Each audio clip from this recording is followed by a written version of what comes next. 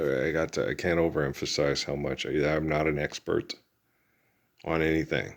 Okay. I'm not a scientist or a psychologist, a physicist, or none. Okay. I was studying to be a historian in college, and my senior year, the economic aspect was genocidal, and all the things I learned in history class was that we need to stop doing that. And so I dropped out of school, hoping that someday things would get better and that I could find a way to make it through without being a part of the top end of the genocidal operations through economics. And I've been pretty much, I didn't know. I ended up working at a grocery store in Cochise County in Arizona outside Fort Huachuca, and I talked to a Mexican immigrant named Hugo Tovar, And he sat there and he said, all I ever wanted to do was kind of just like teach and coach. And he goes, you're the guy from the Bible, from the book of Revelation, Earl. You're probably like the greatest teacher and coach of your generation, of your time. Yeah, technically, I never really looked at it that way. Oh, you don't need to get certified by people that participate in genocide operations and get certificates and pieces of paper from people that they capitulate to like, remember Krishnamurti in that video with those graduating classes from Stanford with all their PhDs and stuff. And he says, you guys do know that this is part of genocidal operations, that mass murders through indoctrination and institutionalization and legislation and stuff. What are you talking about, Mr. Krishnamurti? No, we've got our PhDs. We're going to do it better than ever before. And Krishnamurti's like, what? How do you have freedom for individuals living common sense understanding of natural laws when you institutionalize and mass murder through institutionalization, indoctrination, and incarceration? How do you have freedom from the gangs of Cumberland County, of Fayetteville? If you're not going to treat people with the dignity and respect they deserve and get them to understand and obey natural laws, to faithfully love and live with one another, how are you going to do that? All right. And so, but now today with mass communications that we have and access to people like myself throughout time, we have tons of videos of Judah Krishnamurti. And people will still sit and debate over what they think he was saying. You're like, you got to be kidding, right? Okay, you don't understand what the man was talking about? Seriously? What are you talking about, Mr. Christopher? You must have your PhD from Stanford. Okay, right. Son of a bitch, we suck again. Like when I watched the thing on the Ivy League and they asked the one kid, who's the smartest guy? This offensive lineman. He puts up satellites. Wow. So he puts up equipment that can get people to sign legal contracts that allow them, corporations, access to their homes to manipulate them with technology and money. Right? And he's the smartest guy on the football team. And he's an offensive lineman. I thought they were supposed to be nice guys. But what? He's just, he goes to a school. He goes to Harvard or Yale. He's for a school for building the kids that don't read too good. Right?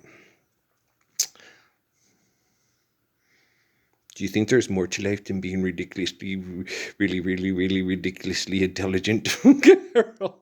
What do you call intelligence? It's like Krishnamurti explained in his time. They had a video of it that said that intelligence is a derivative of love. Okay, if there's no love, there's no intelligence, right? Otherwise, you're just being animalistic. You're working off instinct, and you're being cunning and manipulative and clever, right? Now, intelligence, in order to be intelligent, it requires that you're a loving individual, okay, that you're compassionate, that you're intelligent, that you understand life eternally, and you understand the natural laws required for us to faithfully love one another and maintain life through the natural laws where we can faithfully love, right? And that's intelligence, right? So putting up satellites that manipulate people for virtual presence through technology with money, is that the most intelligent guy on the football team?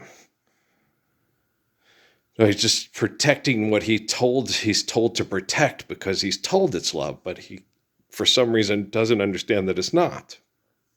Right? And that's particularly disturbing. Right? So how much I make $300 million a year to keep Drake May from getting sacked. Okay. Did you put up a satellite for an Ivy League school? No. Well, then you're not as smart as you think you are. Okay. What are you talking about, Christian Murdy? It's okay. I got this. Making snaps like a button.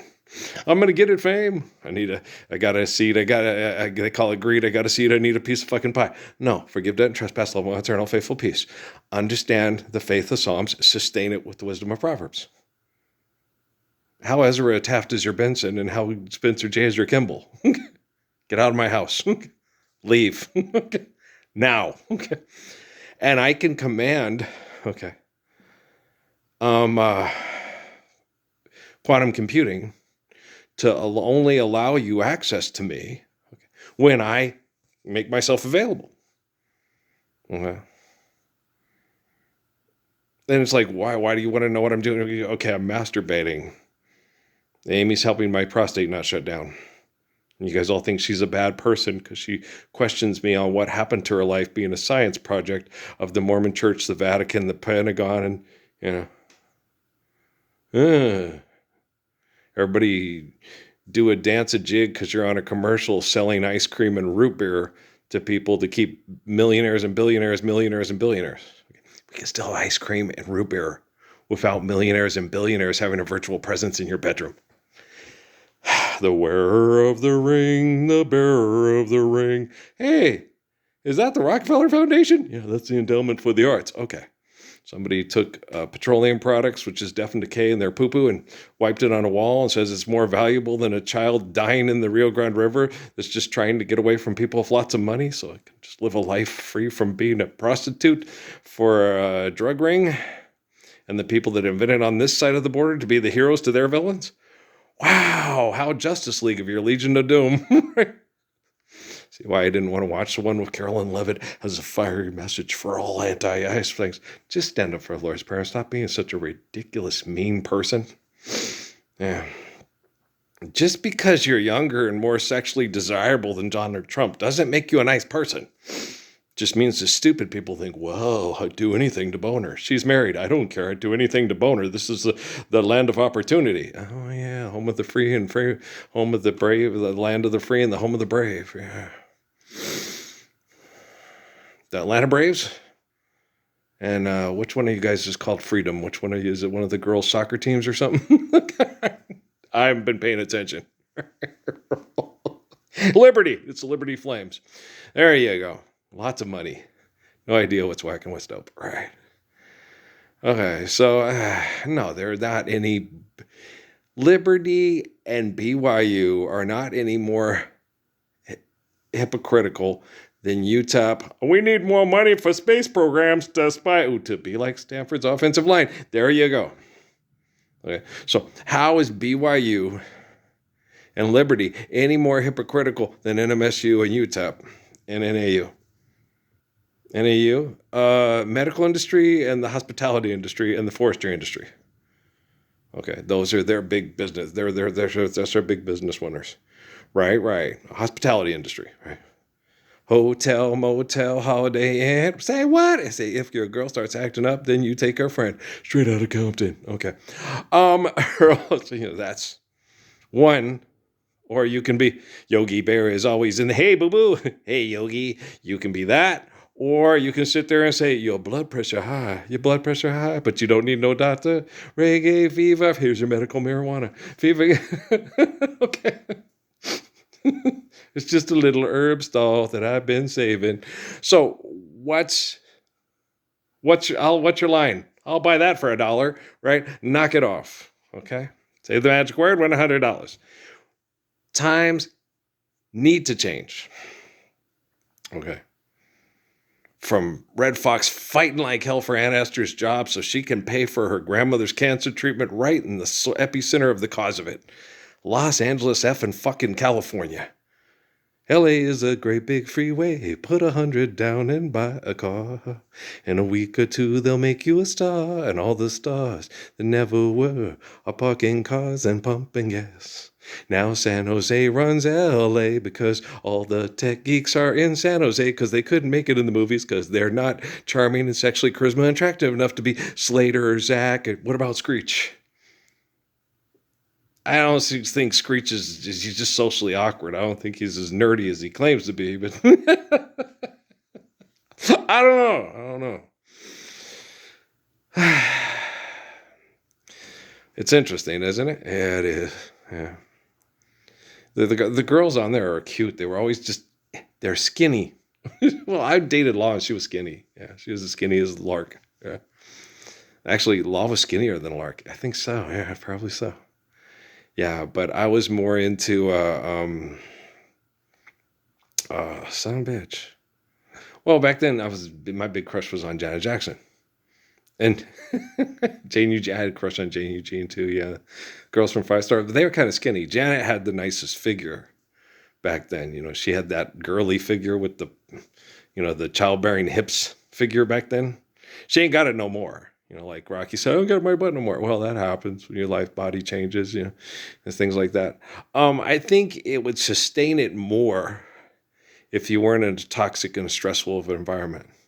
I think the body reacts to the stress and the toxins in the environment over time. Like with little old Amy Sue, when I married her and I saw her, I saw a much thinner, physically fit, healthy person in her face when I married her. And then I thought, was I just making that up? No, you were looking at the eternity of loving that woman and her taking care of and protecting her Natalie the same way you wanted to protect and take care of your Patrick.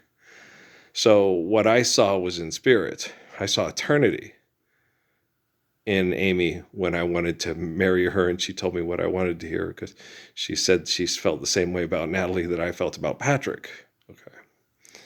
So I was, how an exquisitive listener. Leticia will tell you, he's an exquisitive listener. It's the sexiest thing you've ever heard in your life when you sit there and you look at him and he looks you in the eye and he listens to you and he tells you how he heard what you said. Okay, it's the sexiest thing that ever happened to your life, she said. Like, I didn't mean to. A good thing. I'm not going to win. My name's not Victor, and I'm not building a fire. I'm not going to touch, turn everything into ash that I touch, or turn into ash when you touch me. Okay, I didn't mean to. Okay. But, so, you're silly. I know I am. But, yeah, no, I can understand why she said that. Miriam did the same thing. Okay. No. Well, what law don't know, but it will hurt me, Miriam. And I'm practicing being married, and it's hard, but you got to do it or you're not worthy of being married. And in the first page of the Daddy Handbook, Dad doesn't run around and make Mom cry, make the kids cry by not controlling himself and not honoring his wedding vows and stuff, So, no. And then if I slept with you and married Law, I'd be telling Law she's worth marrying, and you're just a fuck, and you're worth marrying. You're a woman. You're a wife. You're a mom. You're a beautiful. I see why she fell in love with me. Anybody in their right mind, right, left, no hemisphere, I'm driving. Oh, I love him. Where he goes, I'll follow, I will follow him. But she couldn't because she knew, the soul knew, these bastards at Fort Bragg, these bastards at the Pentagon, these bastards at the White House, these bastards in the Capitol building, these bastards on and at the Supreme Court. They will try to kill him to replace him because they're all jealous of him. They're all Ginsburg. A guy in a dress with no, she's a female. Oh, Jessica Scalia's best friend. How can you be best friends with somebody who gets kicks back from mass murder? It's not a best friend. That's the business partner you feel most connected to. Ugh, you need to break that connection, right? It's horrible. I connected to that woman in prayer. She was a horrible person. Right. Ruth Bader Ginsburg had become, well, she hadn't become, she already was. When you seek that kind of authority, you seek that kind of attention, you seek that kind of manipulation, you already were like Herod and Caiaphas before you were born. Okay? When you seek to get somewhere and just, far and away, but I'm not Tom Cruise or Nicole Kidman, far and away, here comes Christopher Columbus and we start walking, and here comes George Armstrong Custer and we're walking. Then we go to the moon like Linda Creed said with Russell Tompkins Jr., and here comes Neil Armstrong and we're walking on the Milky Way. I'm walking, yes, indeed, and I'm talking about you and me, and I'm hoping that you'll come back to me. What you gonna do when the railroad's dry? You gonna break right down. I wants to walk you home. Boom, boom, boom, boom, boom. Please let me walk you home. And not on the moon. Because you can't build houses and you can't have milk. You can't have cookies. No chocolate clip. Right. Pecans. No pecans for chocolate clip cookies.